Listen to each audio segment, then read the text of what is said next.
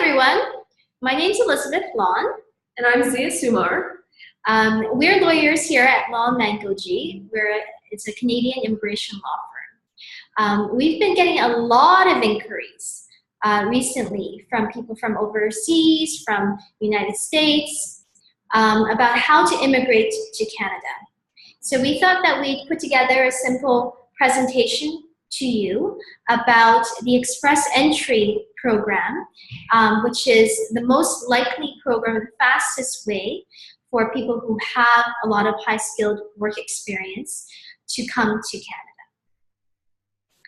Okay, so let me share my screen with you.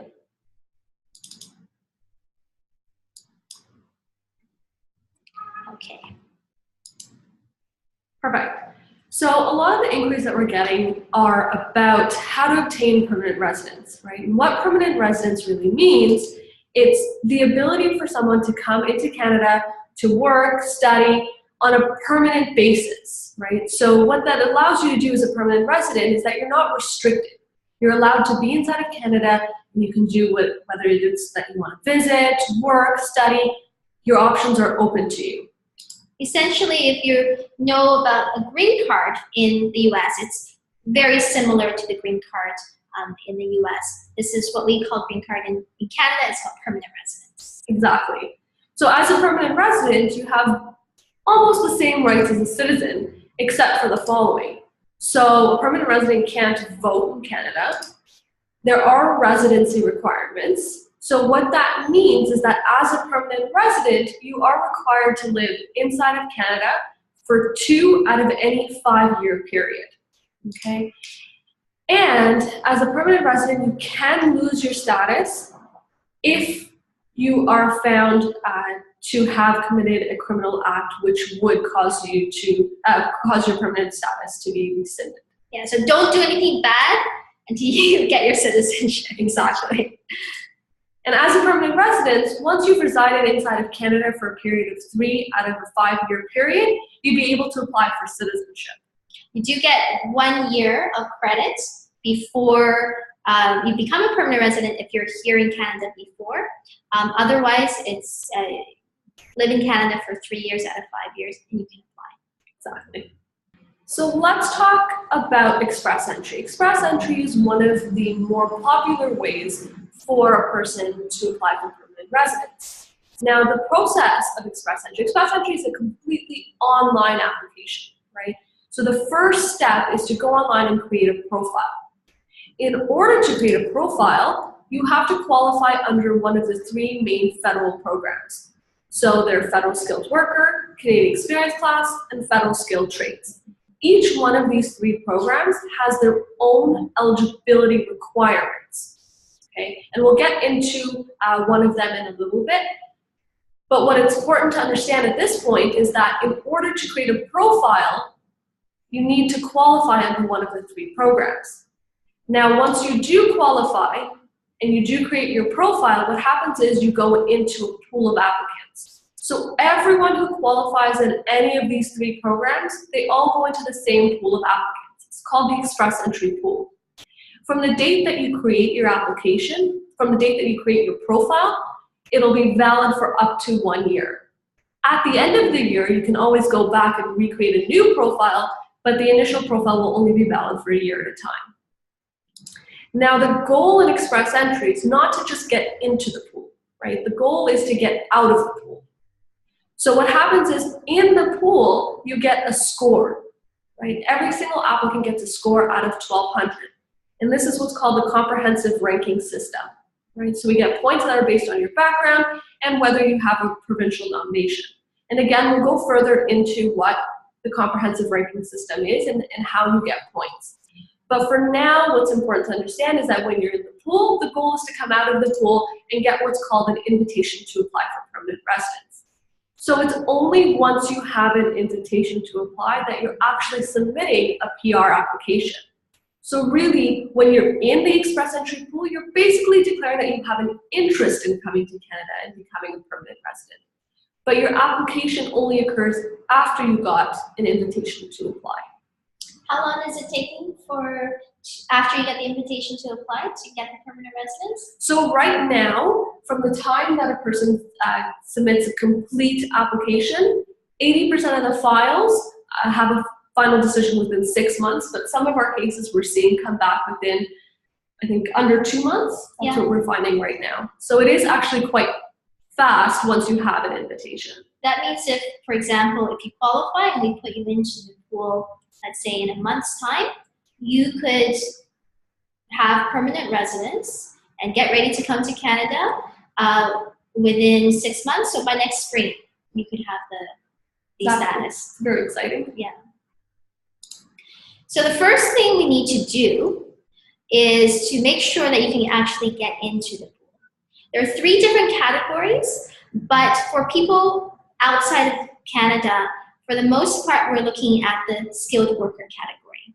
Now, this is just to get into the pool, but we are still looking at a points-based system. And in essence, we're looking at, first of all, high-skilled work experience. You need to have at least 1 year of continuous high-skilled full-time work experience. We also look at your language skills, your education, your age, and you also, your family in Canada. There's a few other factors. And then you also need to have certain financial savings if you don't already have arranged employment in Canada. Right now, for one single person, you're looking at, was it 12,300, Zia? Yeah, it's 12,300 right now. Yeah, for a single person, and that's Canadian, not US dollars. So, you know, it's a break for America. I know, exactly. So it's, and if you have that amount, you need to have that amount in order to qualify. Okay. So once you qualify, like we said, you go into the pool, right? And in the pool, you're given a score out of 1,200. So what happens is the government is that they're doing draws about, right now I'd say it's about every 2 weeks they're doing a draw. And what happens is you're ranked against everyone else in the pool. And the government, during their draws, they'll say, okay, today we're gonna pick the top 3,000 people, for example. So they'll go from the top of that list down to about the 3,000th person and set a minimum score. So everyone whose score is above that minimum score gets drawn and gets that invitation to apply. So what you see here on this slide is 4 different applicants with 4 different scores, right? So from this pool of people, our most recent draw was today, which was today, was 435. Yes. So from here, we'd see that Scott and Jing would have gotten an invitation to apply today. So imagine these circles, but multiplied by thousands of people. Okay, and the funnel would allow 3,000 people, around 3,000 people each time to come through and get that ITA. The holy grail is the ITA. Exactly. All right, so what gives you the scores in the CRS? Well, it's a calculation. It's really very much a formula. But some of the things that are important, here are the factors that will give you a good score. Your age. In essence, if you are under 30, from 21 to 30, that's the maximum scores. After 30, you go downhill every time it's your birthday. You go down by 5 to 6 points. After 40, it's a fast slide downhill. You're going down by 10 and over 10 points each time. So it's very important, if you are at that age, around the 29 age, that we don't wait for your birthday. We want your birthday to be good, to have permanent residence and not to go down by scores more. Education, it's good if you have at least a 3-year, it doesn't matter if it's a college or university, but at least a 3-year degree. And it's even better if you have 2 or more post-secondary degrees. Language, we are looking for you to take the IELTS, I-E-L-T-S, language test. Everybody has to do it. It doesn't matter if you have a PhD in English literature, you still have to do it. And it's not just any IELTS test. It has to be the IELTS general test. Yes, it's good for 2 years, but that is a very, very important test to take, because until someone has that, we really don't know if you even qualify, but it's also very important to get drawn out of the pool for your CRS points. Then we're looking at relevant Canadian work experience.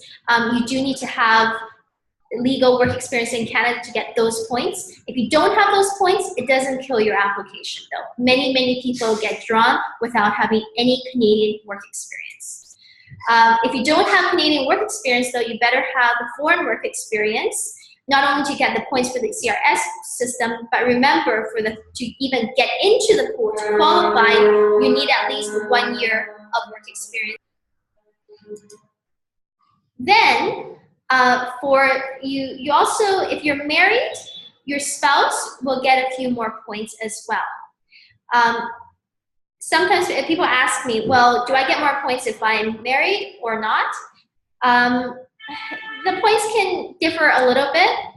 Sometimes we see single people getting more than spouses, than if they're married. But if your spouse is a super spouse, you might get a few more points.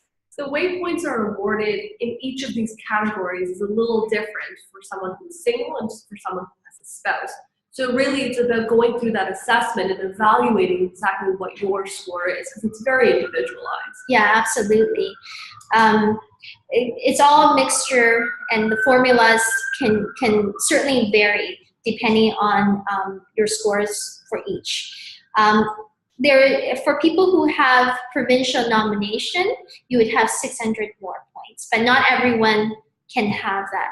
Most of the provincial nomination programs are for people who already have ties to a certain province.